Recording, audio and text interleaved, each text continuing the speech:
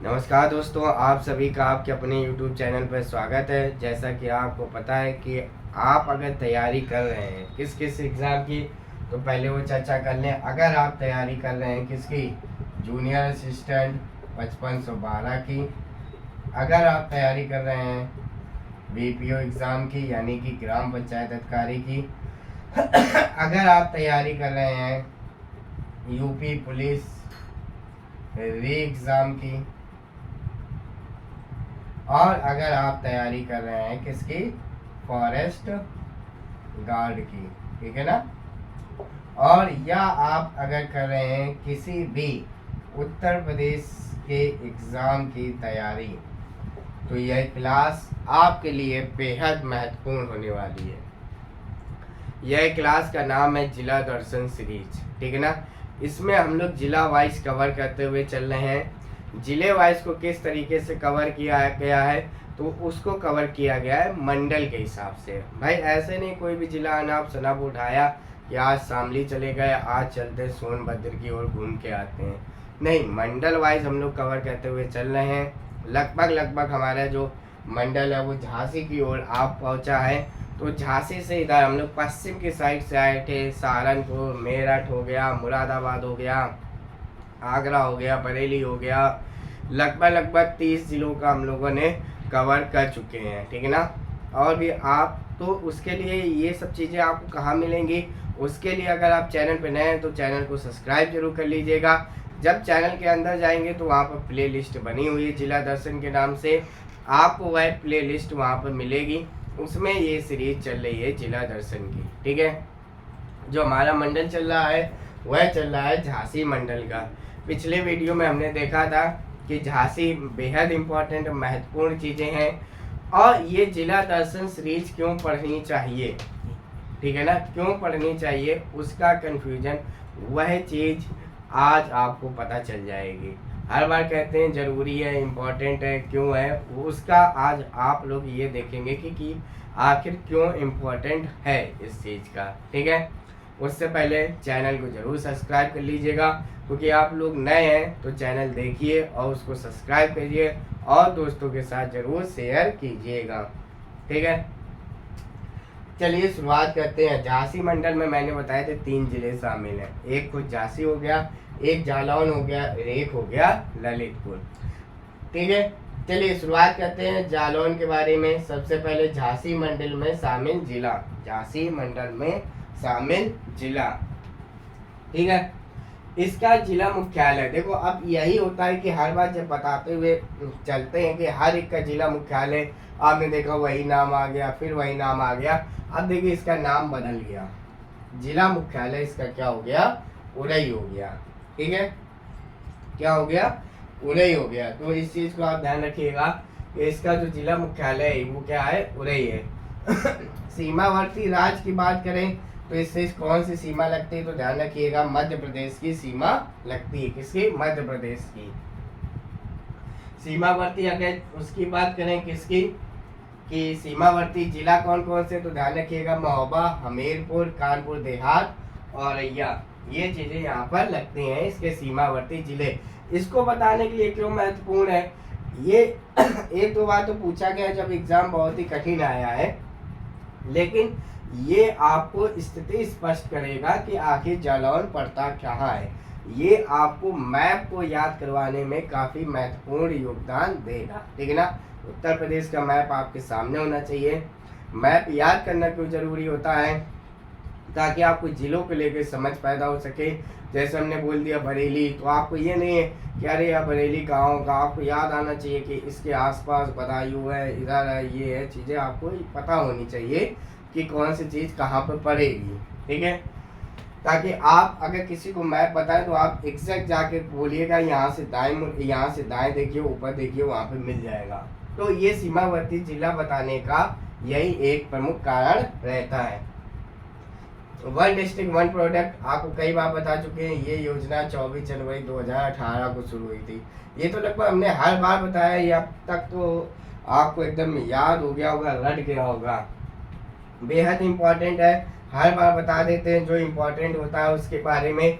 अभी तक आपने समझिए कम से कम 30 के ऊपर आपने वन डिस्ट्रिक्ट वन प्रोडक्ट को याद कर लिया होगा लगातार, अगर आप क्लासे देख रहे होंगे। ठीक है, हस्त निर्मित कागज कला बेहद इंपॉर्टेंट है, हस्त निर्मित कागज कला। अब देखिए क्या होगा, वन डिस्ट्रिक्ट वन प्रोडक्ट को अगर आप एक साथ रटने बैठेंगे तो आप नहीं याद कर पाएंगे। ठीक है ना, तो अगर आप अलग अलग याद करेंगे तो यकीन मानिए इस तरीके से आपको याद हो जाएगी। ठीक है, हस्त निर्मित कागज कला बेहद इंपॉर्टेंट है।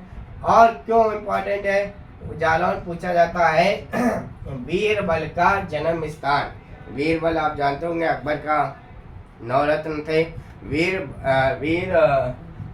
बीरबल का जन्म स्थान है। और वो भी आगे क्या लिख के आता है, कालपी। इसी क्या है, जालौन का क्या है, एक शहर है, क्या है, कालपी।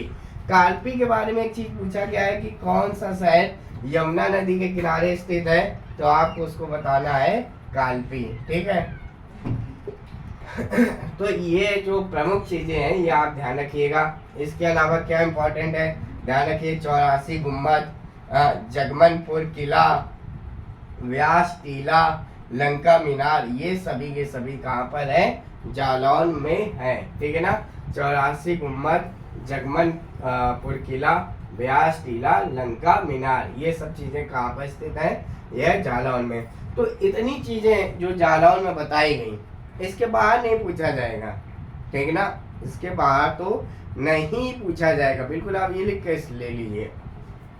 इतने ही काफी चीजें आप देखिए क्या क्या इसमें बिल्कुल बेहद इंपॉर्टेंट फैक्ट आपके सामने रख दिए गए हैं, तो आप बिल्कुल आप लिख लीजिए आराम से।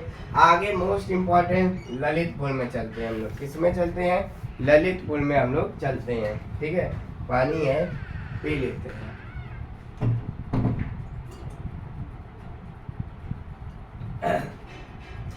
ललितपुर ध्यान रखिएगा, झांसी मंडल में शामिल जिला है ललितपुर। ललितपुर का जिला मुख्यालय है ललितपुर ही, यहाँ पे बदला था, यहाँ पे वही नाम है। सीमावर्ती इसका जिला झांसी है, इसीलिए कह रहे हैं। देखिए न्यूनतम जिलों को स्पर्श करने वाला जिला कौन सा है, ललितपुर। सिर्फ एक जिला स्पर्श करता है, वो कौन, झांसी। मैप की वो नजर बरकरार रखिएगा। सीमावर्ती राज्य की बात करें मध्य प्रदेश, तो इसके बारे में कहा जाता है कि 3 तरफ से घिरा हुआ, मध्य प्रदेश से 3 तरफ से घिरा हुआ कौन सा जिला है उत्तर प्रदेश का, वह है ललितपुर। जिला में जो बेतवा नदी एमपी से निकलती है वह कहां से प्रवेश करती है, तो ध्यान रखिएगा ललितपुर से ही उत्तर प्रदेश में प्रवेश करती है।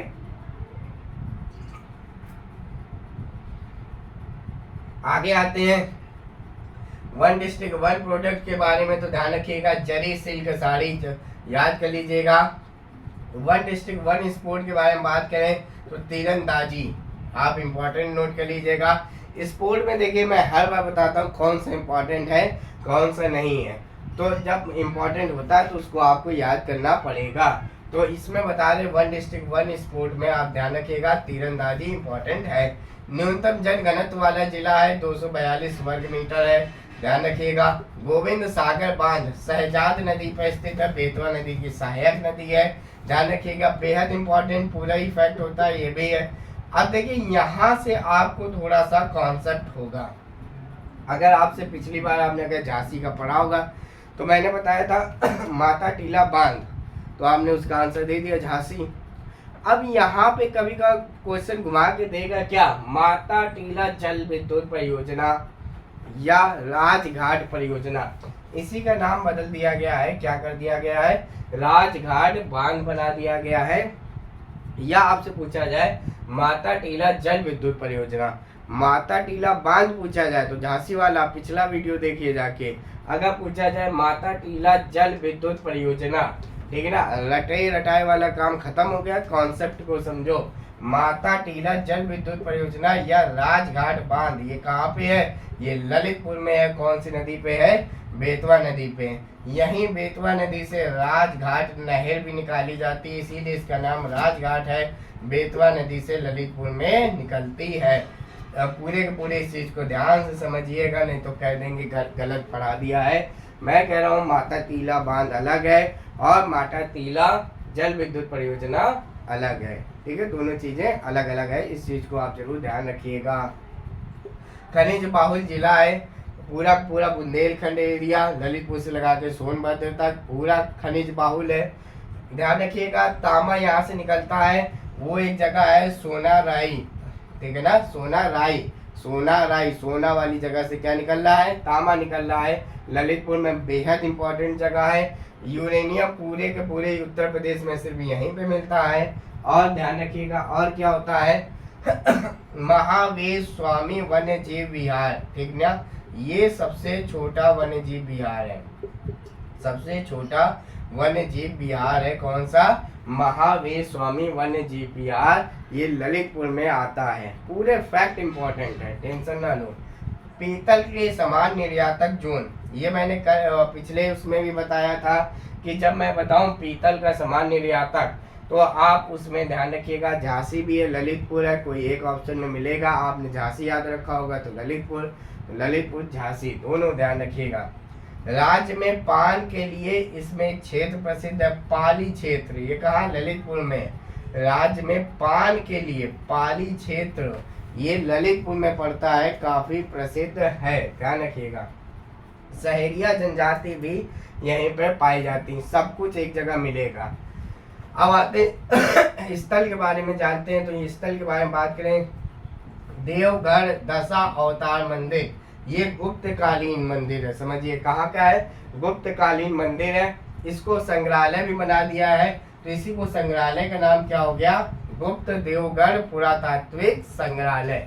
ध्यान रखिएगा, देवगढ़ दशा अवतार मंदिर पूछा जाए तो आपको ललितपुर बताना है, संग्रहालय पूछा जाए तब भी आपको ललितपुर बताना है।